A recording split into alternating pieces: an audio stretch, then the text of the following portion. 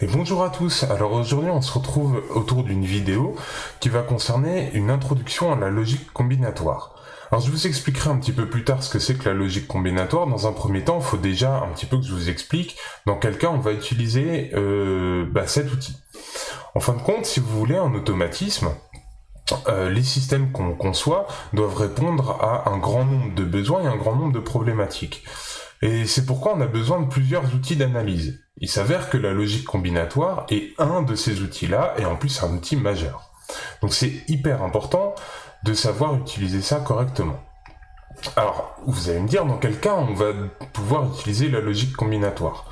Peut-être que dans un premier temps, pour vous le faire sentir, je peux vous expliquer déjà la différence entre un système séquentiel, donc qui va répondre à une logique séquentielle, et un système qui va répondre plutôt à une logique événementielle. Alors, on va commencer par le système séquentiel parce que c'est sans doute le plus simple à comprendre. Si demain, vous voulez faire une pâte à crêpes, et donc cuire des crêpes, il y a un truc qui paraît tout bête à dire, c'est que pour avoir des crêpes, il faut commencer par faire une pâte à crêpes. Voilà. Donc, la logique séquentielle, c'est exactement ça.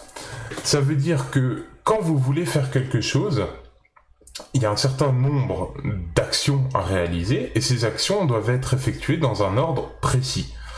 Et donc, l'évolution du système, donc quelle action je vais faire ensuite, est dépendant de ce que j'ai fait précédemment. Un autre exemple qui illustre très bien la chose, c'est la construction d'une maison. Quand vous construisez une maison, pour pouvoir poser la toiture, il faut déjà une charpente. Et avant de poser la charpente, il faut des murs. Donc il y a un séquencement à avoir. On commence par les murs, puis la charpente, puis la toiture. Donc ça, c'est tout ce qui est système séquentiel. L'évolution de ce système-là va être dépendant des états précédents. Maintenant, dans une logique événementielle, ce n'est pas le cas.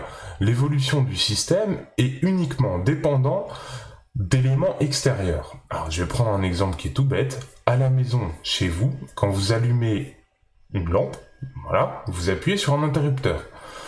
Quand vous allez appuyer sur cet interrupteur, il y a donc une évolution qui se produit puisque vous appuyez sur l'interrupteur et la lampe s'allume. Et vous êtes bien d'accord avec moi pour dire que le fait que la lampe s'allume n'est absolument pas dépendant de ce qui a pu se passer ailleurs et avant dans votre maison. Donc ça, c'est plutôt une logique événementielle. C'est-à-dire qu'il se passe quelque chose à un instant T et on réagit plus ou moins dans le même instant, avec un petit décalage, à cet événement-là. Alors, ce qu'il faut quand même pas oublier, c'est que la logique combinatoire va pouvoir permettre aussi l'analyse des systèmes séquentiels. Simplement, moi je trouve ça personnellement plus compliqué qu'avec d'autres méthodes. C'est pourquoi nous on va se concentrer simplement sur l'analyse des systèmes plutôt événementiels grâce à la logique combinatoire. Voilà, sur ces quelques mots, je vous laisse pour l'instant et je vous dis à bientôt pour une prochaine vidéo.